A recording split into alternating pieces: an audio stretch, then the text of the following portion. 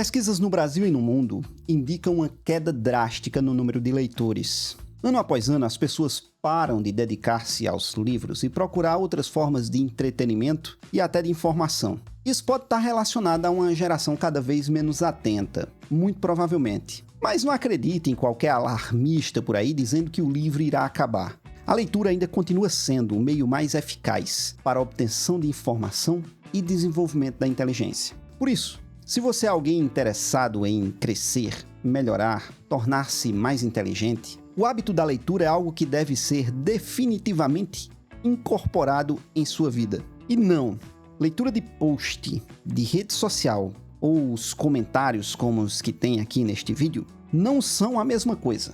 Nem adianta ficar com essa conversinha de preguiçoso. E eu sei que muitos que acompanham esse canal podem já ter esse maravilhoso hábito da leitura, ler constantemente os seus livros, mas invariavelmente pode estar agoniado com uma outra preocupação: como iniciar os seus filhos nesse universo. E se não tem filhos, o seu sobrinho, o seu aluno, o filho do vizinho? Livros como Hábitos Atômicos podem ser muito úteis para ajudar a desenvolver o costume da leitura. Mas existem barreiras anteriores que precisam ser superadas antes disso. E eu quero hoje guiar você por esse caminho. Nesse vídeo, nós vamos conversar um pouco sobre o estado da arte, da ciência cognitiva sobre leitura e entender o que é fundamental para ingressarmos nesse universo. Ou para ingressar o seu guri, o seu filho, o seu sobrinho, enfim, você entendeu. Hoje existem dois autores que são sumidades a respeito desse tema. Um deles é Stanislas Dehaene,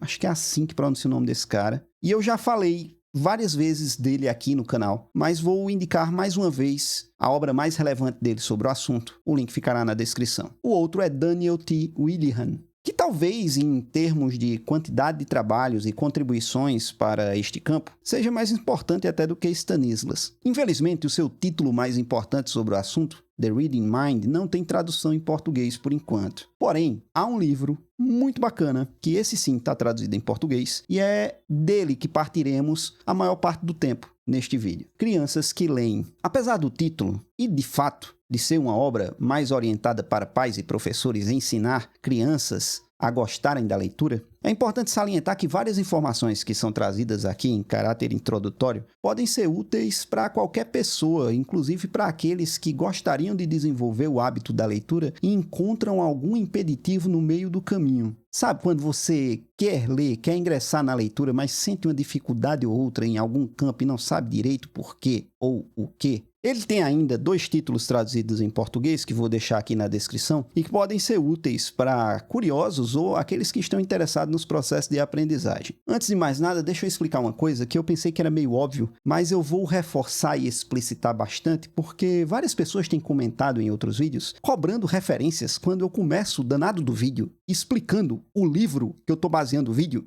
Mas eu vou explicar isso de uma forma bem clara e objetiva. Tudo que eu falar aqui não é tirado da minha cabeça, mas sim desses estudiosos que acabei de citar. Pode ser que uma vez ou outra eu cite um estudo ou uma pesquisa que eu não estou explicitando diretamente, mas que está citado nesses estudos, tanto nesse livrinho aqui, como nos livros que eu acabei de falar, e os links estarão na descrição. Para tornar o vídeo mais dinâmico, afinal estamos numa plataforma de entretenimento, majoritariamente, eu vou evitar ficar citando o texto original o tempo todo, mas você já conclui, meu jovem, que tudo que eu estou dizendo parte destes estudos e desses autores. Então, quando eu falar estudos confirmam, busque as referências que eu estou listando agora, tá bom? É isso, meu amigo positivista. Quando você sentir necessidade de que estudo que ele está falando, tá aqui, lê o livro. E agora, vamos entender um pouco tudo isso. Para esses caras que eu acabei de citar, 3 fatores são os elementos fundamentais, os alicerces do processo de leitura: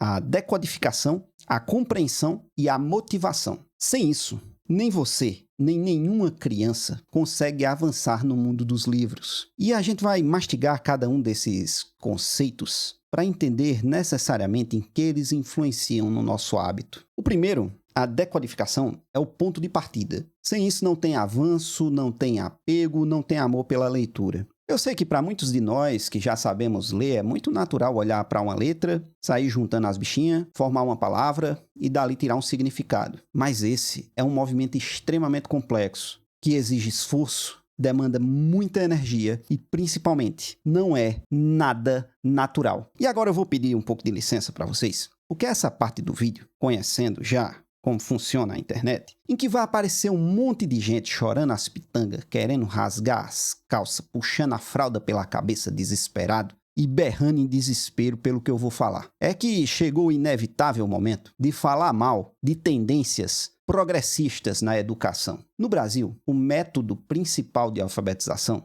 foi ideologicamente inspirado numa senhora chamada Emília Ferreiro. Antes que apareça pessoas dizendo que Emília Ferreiro não lançou o método. Eu sei, ela não lançou o método, mas ela lançou reflexões propositivas, inclusive conceitos, e são eles que são aplicados na alfabetização brasileira hoje. E essa senhora, ela foi colaboradora, trabalhou junto com outro rapaz que eu costumo falar muito mal aqui, Piaget. A principal teoria de Piaget são as janelas do desenvolvimento, em que ele estabelece certas idades em que a criança pode aprender determinados conteúdos. Nessa concepção entra também umas bobagens, como a criança ser capaz de aprender sozinha, explorando o meio, e também umas noções completamente malucas que, ao atingir determinada idade, serão abertas janelas mágicas do conhecimento que vai permitir à criança vislumbrar tudo que a humanidade construiu ao longo do tempo. Aí muitos vão dizer, mas Leão, não é assim? A ciência cognitiva não comprova as ideias de Piaget?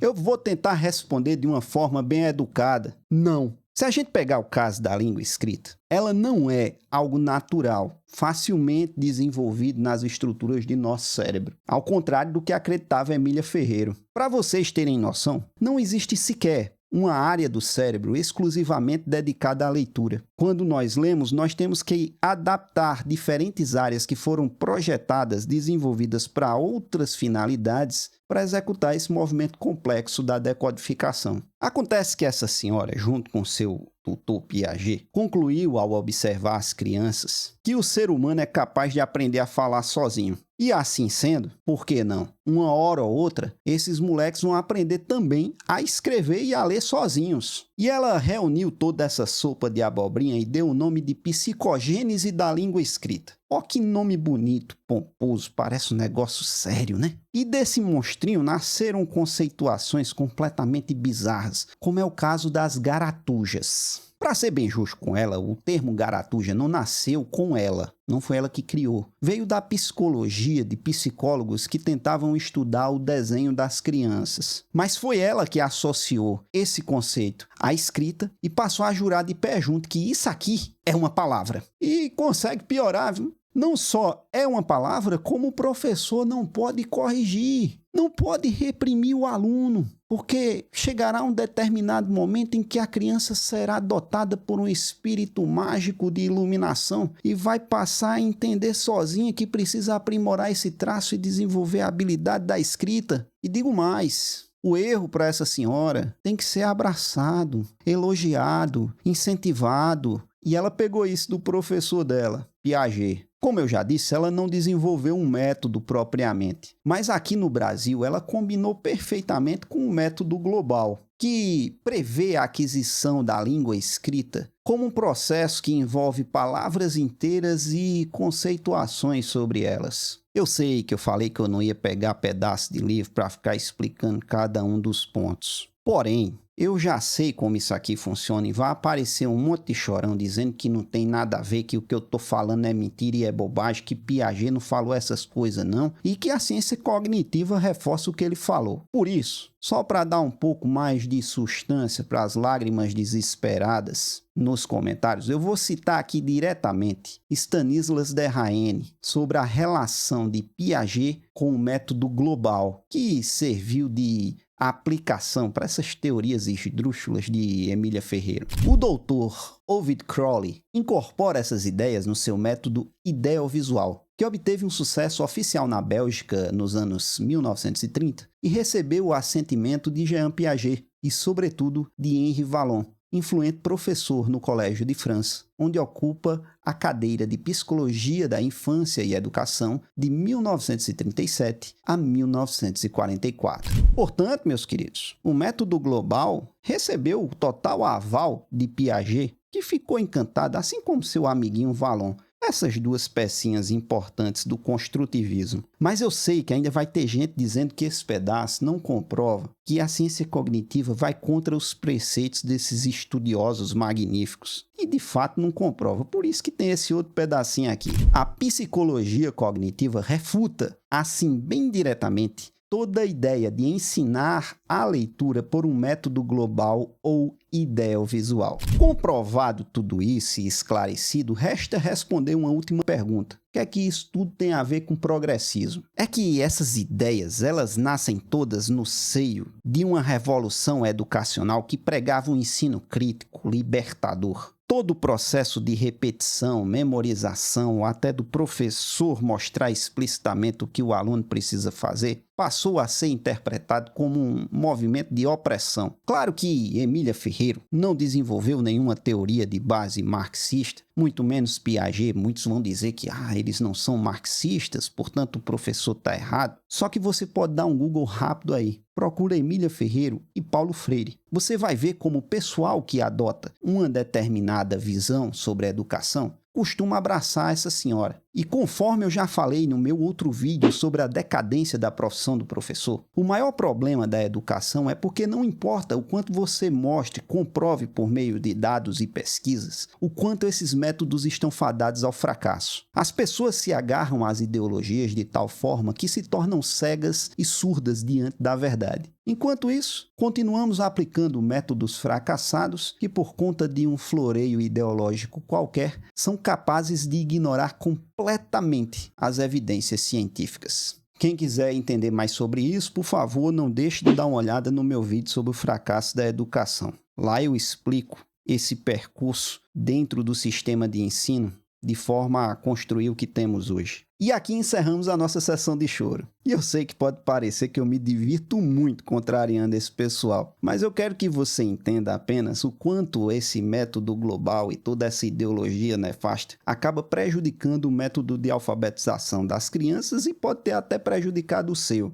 Afinal, eles influenciam diretamente o primeiro alicerce necessário para a leitura, a decodificação. E agora a gente pode voltar para ela e explicar como ela funciona. A leitura é um processo que se dá pela tradução de letras em sons. Tecnicamente, nós chamamos isso de grafemas e fonemas. Para aprender a ler, todo mundo precisa desenvolver pelo menos 3 habilidades nesse campo. Primeiro, é necessário distinguir os grafemas. Todo mundo precisa saber a diferença entre um I e um J, por exemplo. A princípio pode parecer simples, mas para uma criança isso se torna mais complicado e até para nós adultos, muitas vezes, nós podemos confundir dependendo da tipologia, da forma que a palavra está escrita. A segunda habilidade é mapear corretamente a correspondência entre grafema e fonema. Também pode parecer algo simples, mas a gente precisa lembrar que existe muito mais fonema do que grafema na língua. Se pegarmos a letra O, por exemplo, ela pode assumir tanto a forma O, de otário, como pode assumir a forma O, presente em ovo.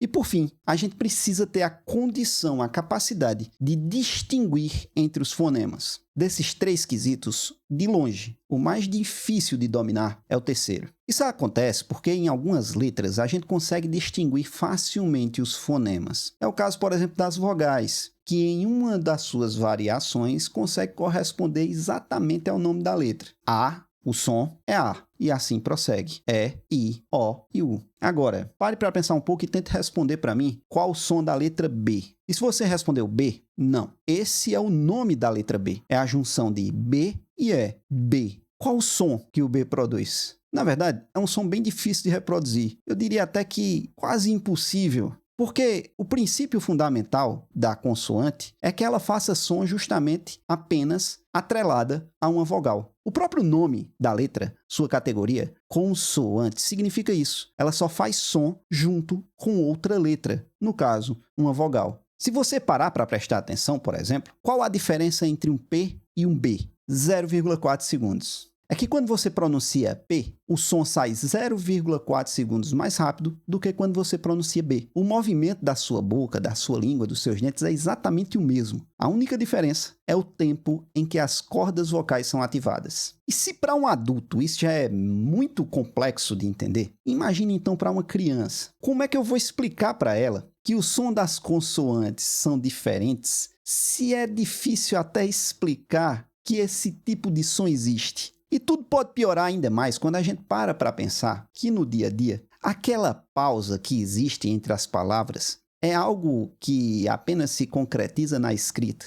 Na fala, as palavras elas costumam se sobrepor de uma forma inacreditável. Isso explica, inclusive, por que nossa dificuldade de conseguir compreender um idioma estrangeiro quando estamos estudando. Claro que, hoje em dia, existem muitos materiais que ajudam a criança a desenvolver essa consciência fonológica por meio de brincadeiras e dinâmicas. Para nós adultos, que precisamos aprimorar a nossa leitura de alguma forma, é mais fácil essa compreensão porque já estamos mais habituados a uma abstração prática. Porém, superada essa primeira etapa da decodificação, vem a segunda etapa, a compreensão. E aí, a gente já consegue decodificar e podemos concluir que podemos pegar qualquer texto e sair lendo maravilhosamente bem, correto? Não é bem assim. A leitura em si ela é um processo de fornecer e retomar informações. Nosso cérebro tem nativamente estruturas que conseguem reconhecer facilmente aquilo que nós chamamos de coesão. A capacidade de reconhecermos numa frase, numa sentença posterior, algo que foi informado numa frase, numa sentença anterior. Por exemplo, numa frase como Maria chegou cedo, trouxe morangos, eu não preciso citar novamente Maria para entender que a pessoa que trouxe os morangos foi ela. Muitas vezes isso pode complicar um pouco porque a informação pode sequer estar escrita, verbalizada no texto. Imagine que você chega em casa e está pregado na porta da geladeira o seguinte recado: esquenta o feijão. Precisa dizer onde está o feijão? Precisa dizer a finalidade para isso? Evidentemente que não.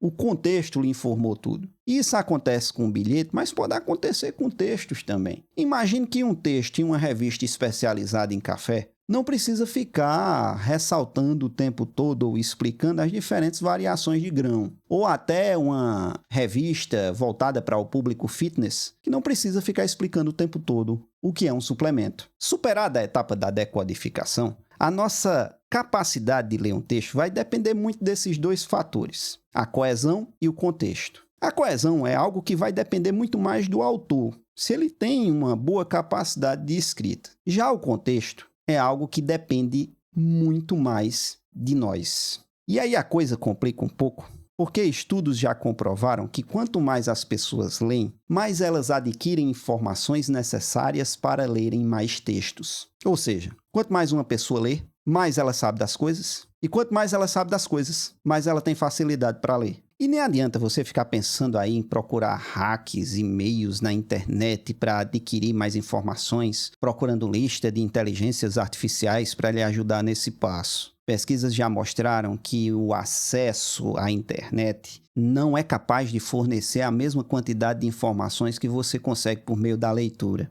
E por falar em pesquisas, foram feitas algumas com estudantes universitários e descobriram que o QI acaba se tornando um fator completamente irrelevante na aquisição de informações, de conhecimento, de cultura geral, quando a gente coloca a leitura na equação. É que estudantes com QI elevado, mas que não têm o hábito da leitura, acabam sendo menos informados ou tendo menos conhecimento geral do que estudantes de QI mais baixo, mas que têm o hábito de leitura. Socialistas adoram citar estudos econômicos mostrando que crianças pobres tornam-se menos leitoras do que crianças ricas. A má notícia é que dar uma bolsa, um incentivo econômico meramente, não mudará muita coisa. Os estudos comprovam que o que faz a diferença mesmo é o conhecimento que essas crianças têm. Isso implica dizer que, mesmo a criança sendo pobre, se houvesse um trabalho eficaz de formação de cultura geral nessas crianças, nos lugares que elas frequentam, certamente teríamos muito mais sucesso em formar gerações de leitores.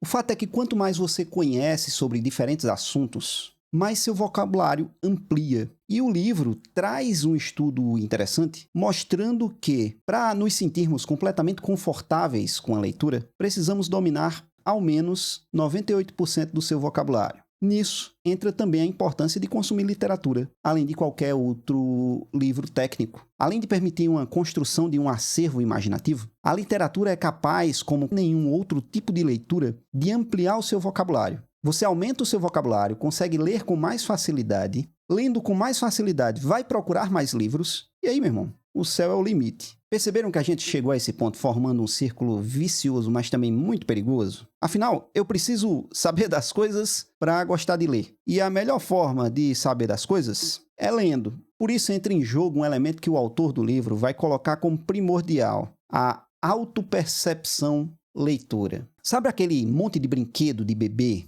que simula livro? A gente tem livro de pano, livro de borracha, livro de plástico. O bebê não sabe nem o que está acontecendo, ele não sabe nem que aquilo é um livro, mas a gente compra mesmo assim. Além de aliviar a nossa consciência, existe uma boa função nesse tipo de material. É que a criança, desde cedo, vai se familiarizando com o objeto livro e criando a percepção de que aquele objeto faz parte do seu cotidiano. Vai formando uma autopercepção enquanto leitor. O moleque vai construindo a noção de que ele é um leitor. E isso muda tudo sem exagero algum. A explicação para isso é que a maioria das nossas atitudes, que muitas vezes parecem racionais, são, na verdade, de base completamente emocional. Por isso, há de se até render algum louvor para as pessoas que, sem pudor algum, admitem que não gostam de leitura, que acham o maior saco. A maioria das pessoas vão dizer que não leem porque não tem tempo. Gosta de ler, mas é porque a vida é tão corrida. A bem da verdade, se gostasse realmente da leitura, a pessoa leria, independente do tempo. A gente faz isso com inúmeras outras atividades. A relação com o livro, ela é dependente de um efeito que ficou conhecido como efeito Mateus. É que o sujeito que já lê tem uma tendência a se tornar cada vez mais leitor. E aquele que nada lê tem uma evidente tendência de continuar não lendo absolutamente nada. Nessa obra, Willi Hunt chega a bater o martelo e dizer que nada é mais importante para a formação de um leitor do que a autopercepção, de você se entender realmente como uma pessoa que lê. Daí até em certo nível, a importância de você ter isso aqui em casa, estante com livros, disso fazer parte do seu cotidiano. Então, é de se concluir que antes mesmo de nós sairmos comprando materiais para incentivar a leitura de nossos filhos, ou até investindo em professores particulares que possam ensiná-los a ler por meio de um método fônico, mais importante do que tudo isso é criar na criança a percepção de que o livro é um objeto completamente natural no seu cotidiano, que faz parte da sua vida e que ele pode gerar momentos de prazer. Sabe aquela conversa dos psicólogos de você não ficar chamando o menino de burro porque ele pode internalizar isso? Vale muito para a leitura. Se você não tiver livros perto de você, se você próprio não tiver o hábito na sua casa de iniciar a leitura de um livro, de sentar em algum momento para fazer isso, como é que você vai querer que o seu filho desenvolva esse hábito? Vai ficar ao acaso, à completa sorte. O primeiro passo, sem dúvida, deve ser esse. Tente começar pela percepção para tentar destravar de uma vez por todas o ingresso no mundo da leitura, seja do seu filho ou seja até o seu. Coloque livros no seu orçamento, traga os livros para perto de você, leve o livro na bolsa, construa a sua autopercepção como leitor. Tudo o que falamos aqui foi apenas a primeira parte desse livro. Ele vai trazer um monte de dicas e informações fundamentais para quem quer ensinar o hábito da leitura para as crianças, mas também para você que quer ter o hábito da leitura na sua vida e ainda não desenvolveu. Caso vocês tenham interesse em mais conteúdos desse tipo, sobre leitura, desenvolvimento do hábito da leitura, basta vocês deixarem aí um comentário pedindo mais. Aí eu vou ter uma noção da demanda desse tipo de assunto e podemos produzir mais conteúdos nessa linha. Quem sabe até terminar a explicação de todo esse livro aqui, parte por parte. O que é que vocês acham? Comentem aí embaixo para que eu possa saber do interesse de vocês. Por hoje é só. Espero que vocês tenham gostado de mais esse vídeo e que nosso Senhor nos abençoe. Até a próxima.